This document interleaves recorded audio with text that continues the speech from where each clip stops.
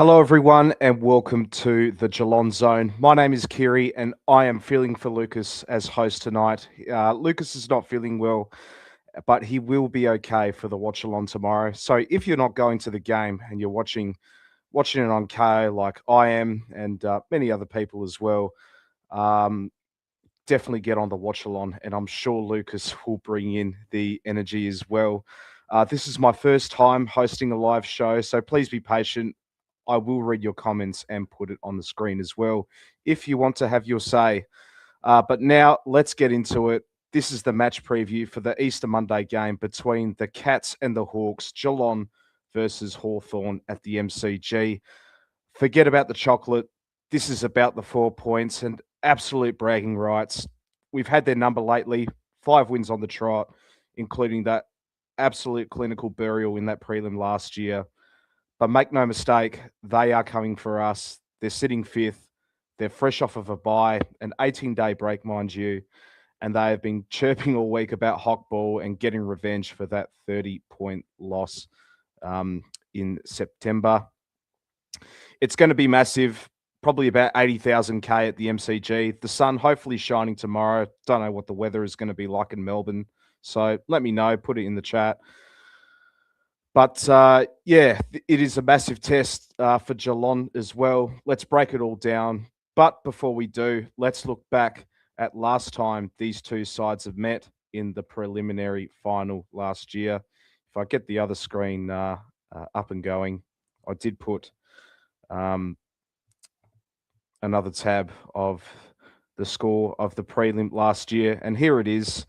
That prelim final, we all know what happened. After years of heartbreak, losing to them in September, we finally broke them on the biggest stage. It started a bit shaky. The Hawks, they came out firing and actually had us on the ropes early on, leading by 2 goals at the first break. But that's the difference between a young side and an experienced side like Geelong. We didn't panic. We grounded them down. And then in that third quarter, the floodgates just opened. We piled on 7 goals to 3, and suddenly a tight contest turned into a 30-point procession. We finished him off with 17-13 to Hawthorn's 13-7-85, booking our 7th grand final appearance since 2007. And look, while it wasn't to be the following week, it wouldn't have been possible without the Superman performance from our captain, Patrick Dangerfield, if I get him up somewhere. Right here, as you could see, yeah, just one of the greatest individual finals performances I have ever seen. He played like a man possessed, 31 disposals, 8 clearances, and he hit the scoreboard with 3 massive goals. Every time the Hawks tried to mount a comeback, Paddy would just burst out of a stoppage, shrug off 3 tackles, and just launch one from 50. He was the difference maker. He bullied their young midfield and showed them what exactly elite looks like as well. But yeah, and it makes it even harder to swallow that he's missing this game tomorrow with that calf injury. Last year, he was the reason we dominated the clearances 50-33. And without that danger burst, we're going to have to find a completely different way to move the ball. He set that blueprint for how to beat the Hawks. And now it's up for the rest of the boys to fill in those massive boots. It's not going to take one player to replace Danger. It's going to be a committee of players. I expect to see Tanner Bruin. I expect to see Tom Atkins. They're going to spend more time at the coalface. Atkins is the bruiser. He needs to bring in that hunt and tackle pressure to stop the Hawks from getting the chip off the ball game started. And then you got Tanner Bruin, who has that elite lateral movement, and he needs to be the one extracting the footy and feeding it to our runners. And this is the big one with Danger out. I'm expecting Bailey Smith to become the barometer in this game. In the game against the Adelaide Crows last week, he had 40 touches and he just absolutely ran the Crows off their legs. And without Paddy taking the attention, I reckon the Hawks might try and tag Baz as well. So we need players like Max Holmes to play a bit more of an inside-out role to draw defenders away. And if Bailey gets 30 plus and finds space on the MCG wings, I reckon the Hawks, that they simply won't be able to keep up with our scoring transitions, which leads to the team selection. which came out not too long ago. So I will get that up. If you bear with me, ladies and gentlemen.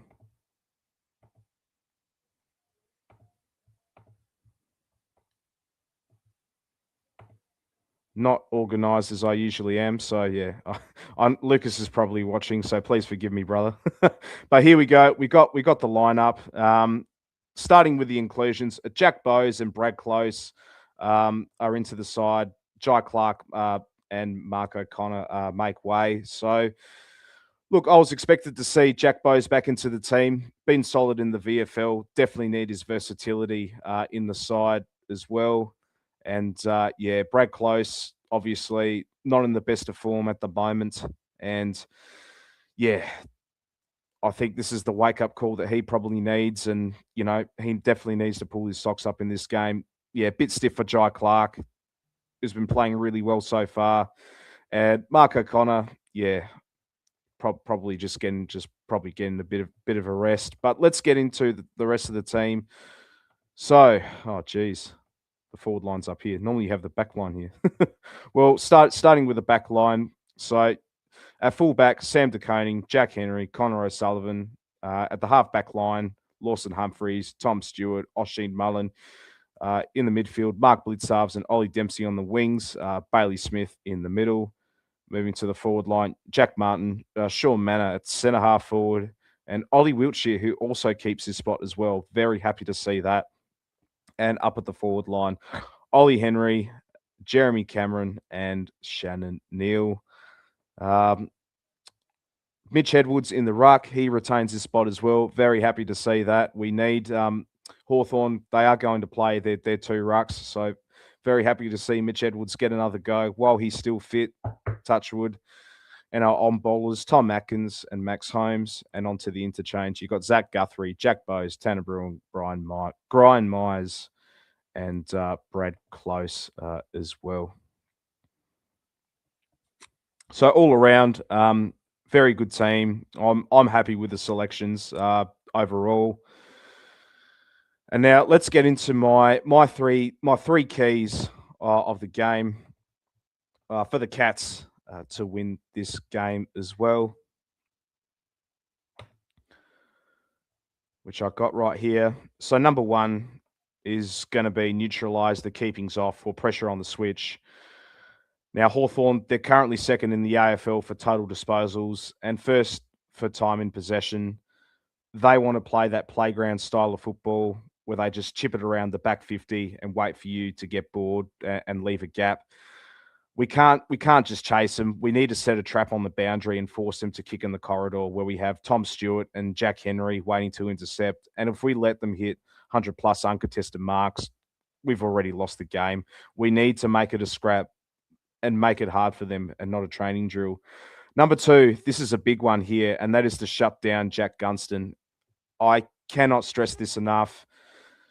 You know, Jack Gunston, he is the only reason why Hawthorn's young forward line has any structure at the moment. He's kicked 13 goals in 3 games so far this season, and he loves having a day out against the Cats. 3 goals to 1 in the prelim last year, and also in the Easter Monday clash as well. We know he is 34 years old. He is slowing up a bit, but he still has the footy smarts on that deck. And I want to see a player like Sam DeConing take him on. You know, DeConing, he has the reach to spoil him on the air and the speed to stay with him on the lead. He held Riley Thilthorpe to 1 goal last week, and that was only because of a lousy free kick. And if we keep Gunston to 1 goal or less, I reckon the rest of the smalls like the Wizard and Jack Ginnivan, they'll start to panic because they don't have that bailout option.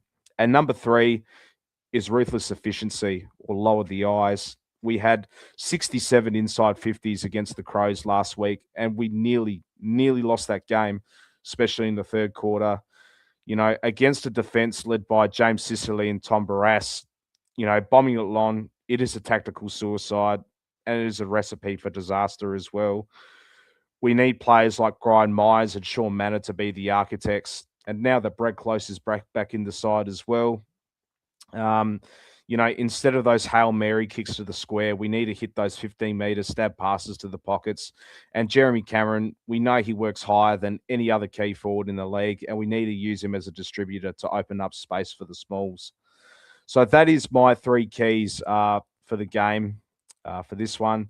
Now, this is what I don't want to see. A couple of points here is over finishing the footy. Sometimes we can get a bit cute with the handball chains, especially when we're trying to be perfect. But on a fast MCG surface, I don't want to see us overhandling it in the defensive 50. If the pressure is on, gain the territory, back our system, and don't give the Hawks those cheap crumb goals they thrive on.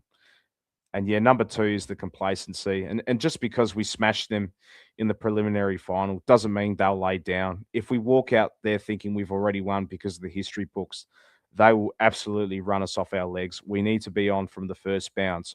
I do not. I do not want us to be sitting back in the zone and letting them hit 100 plus uncontested marks. And if we aren't at their throats, forcing turnovers and making them play a frantic game, they'll just starve us of the footy and run us off our legs by the fourth quarter while we're chasing tails all day. We've seen that in the opening round against Gold Coast.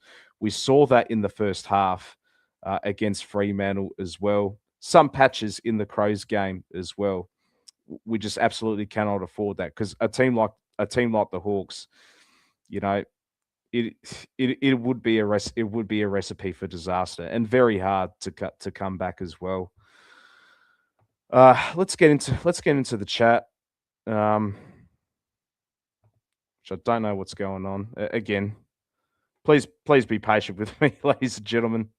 Probably going to go on YouTube. But yeah, if you do have some thoughts, definitely put your comments down below as well. This is not a long video for this one, but yeah.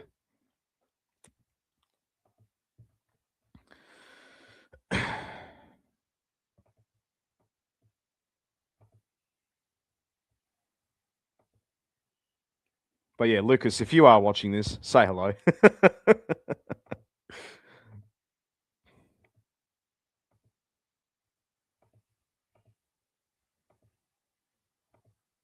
And if you have your thoughts about this game as well, if you have your three keys to the game as well, feel free to put them down, mate. I can put them on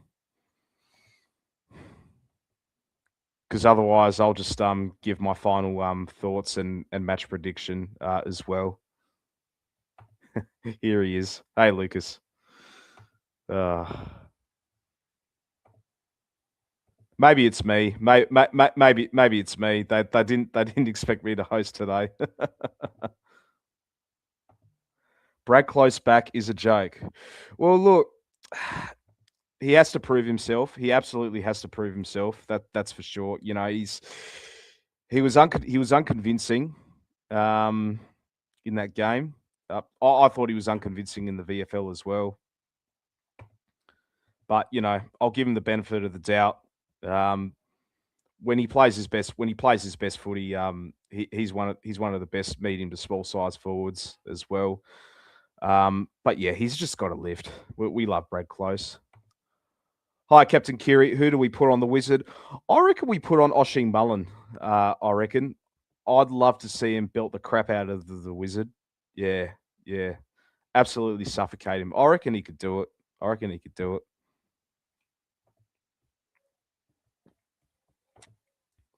it. Crying emoji.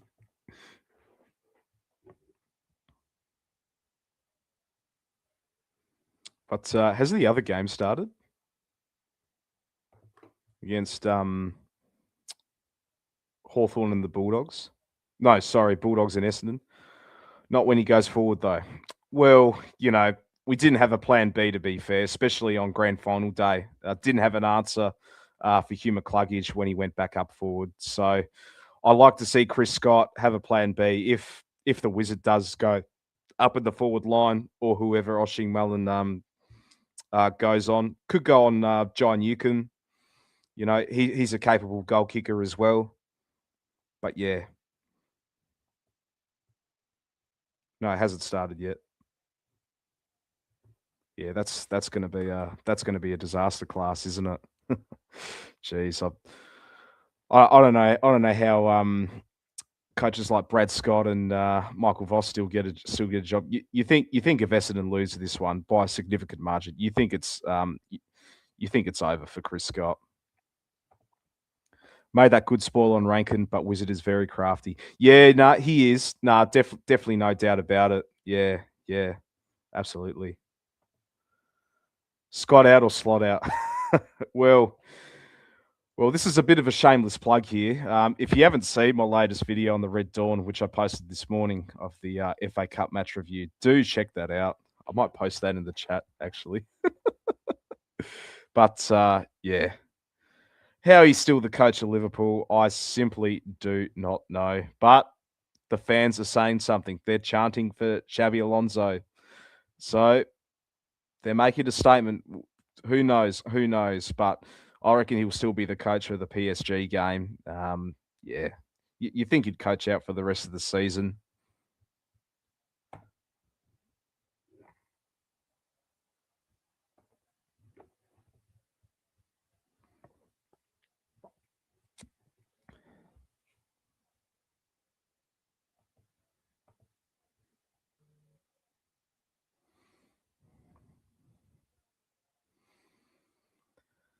But yeah, if we haven't got any other takers, I'm probably going to go with my final match, with my final thoughts and my match prediction as well. We know that the Hawks they are coming in hot. Footscray. He wants I guess Lucas wants the Bulldogs to win. But back to my final thoughts. You know, we know the Hawks will come strong in this game, but we are Geelong. We don't just play games; we manage them.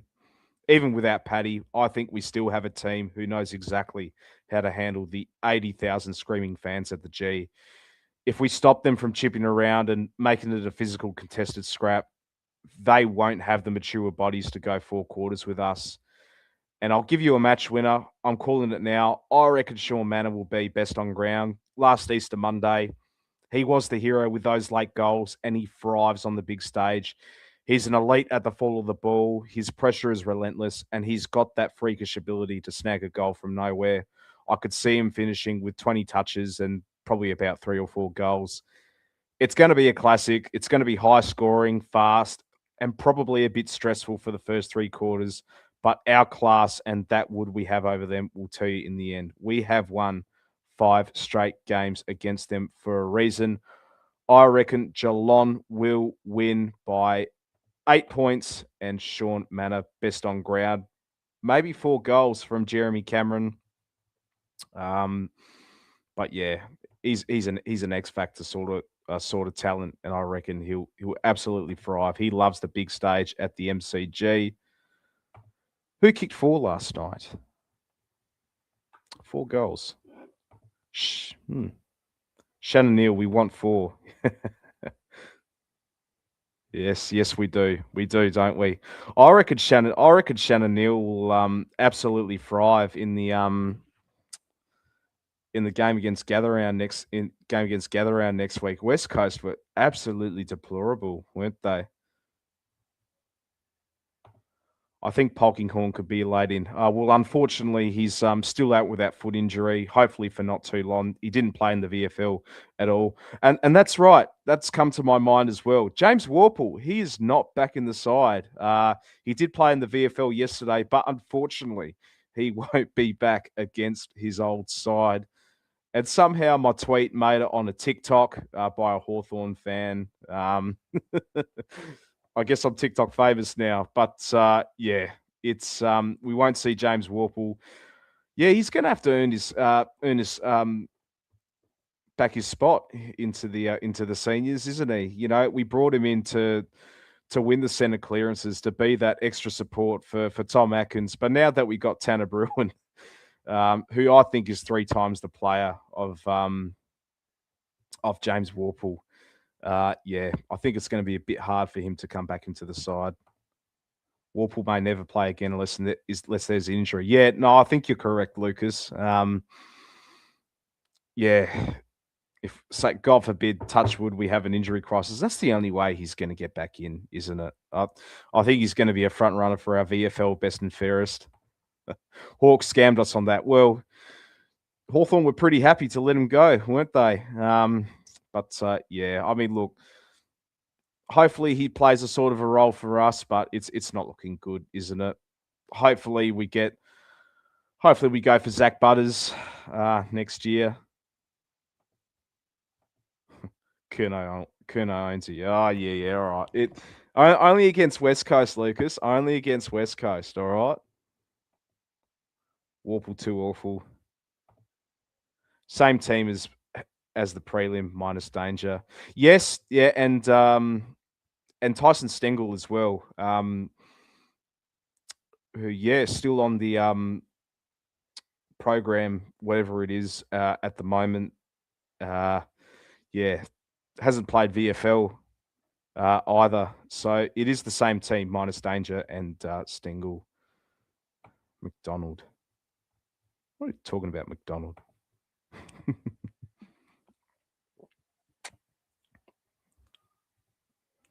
But yeah, I'll probably go for another 5 or 10 minutes, guys. So Stengo won't be back for a while. Yeah, it doesn't look like it, doesn't it? And he might be one of those players who'll have to earn his spot back in the side as well. When you got players like Ollie Wiltshire in, who I'm happy to see. McDonald out for Hawks. Ah, I see. Yeah, that's a huge blow for the Hawks as well. I did see that from Tom Morris on Twitter earlier today.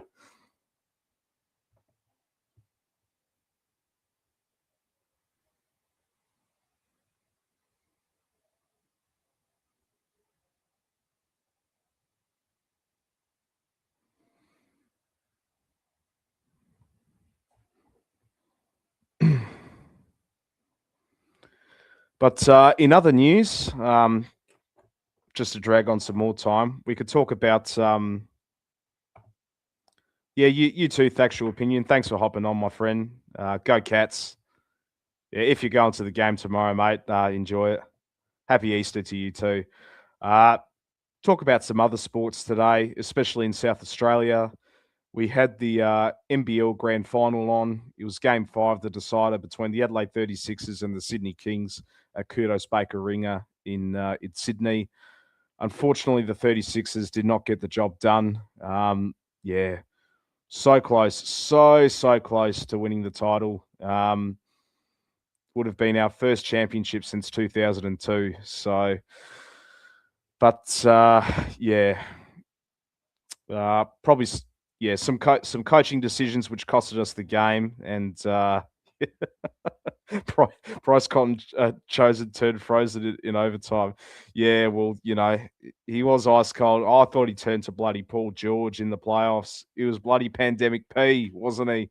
And bloody DJ Vasiljevic, goodness gracious me. I reckon I'll drive him to the Adelaide airport myself, and he can go to bloody China. He was playing for the Sydney Kings. He was their sixth man for the Sydney Kings, DJ Vasiljevic. He played for the Kings as well, mind you. I think he won a couple of flags there as well.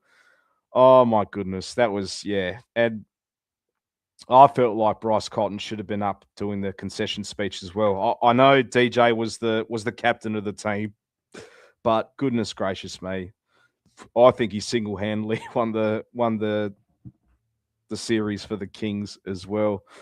But yeah, not to be for the 36ers. At least the Redbacks won in the Sheffield Shield, so it is something for South Australia. Just to note, all the teams that had a long break have won an easy. But 18 days.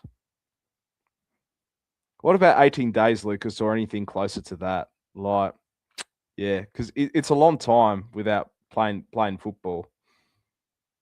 I don't know.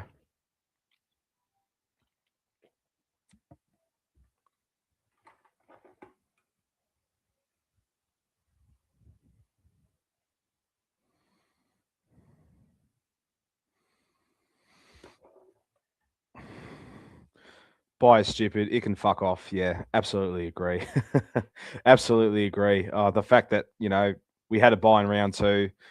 Oh, it was stupid. It was stupid, wasn't it? I think, and it's partly to blame because of the stupid opening round when you play half of the competition. I can't believe where all the teams, the first time I'm going to see all the teams players in gather round. Can you absolutely believe that? And it's if you want to do an opening round, you just may as well put all the teams in. And look, I am fine with playing it in the northern states. I think Queensland and New South Wales have done a fantastic job. I went to the opening round at the Gold Coast to see Geelong play, and also the Brisbane game.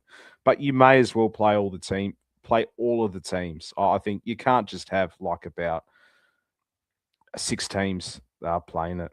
Yeah, and that's the reason why you had that bye. It's unnecessary. You know,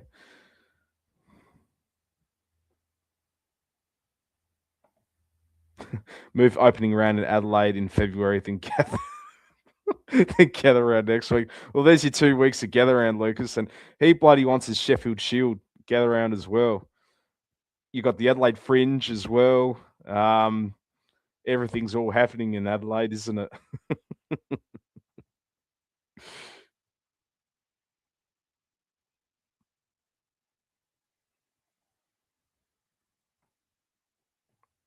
Yeah, I'm going to drag this to 30 minutes, I reckon. So,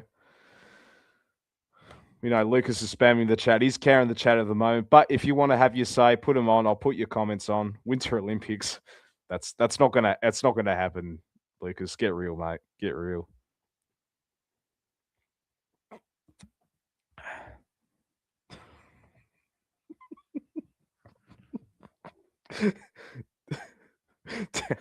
Downhill Skeeter on the ball. No, just no. Just no.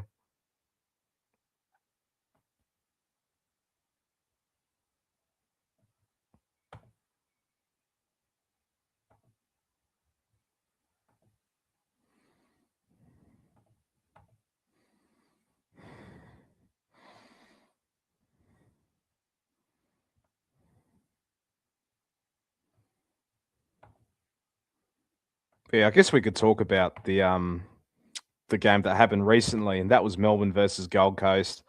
Yeah, what a game that was. I'll actually get the screen back up and going. That's better. Yeah.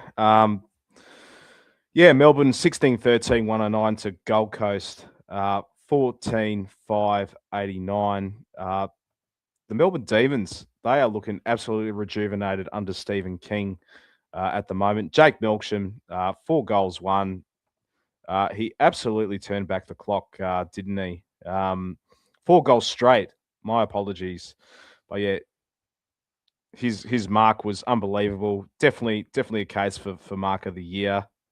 I already got up and down. It'll be easy. I could win a goal. But yeah, that was a great game to watch. And this was a big test for the Demons.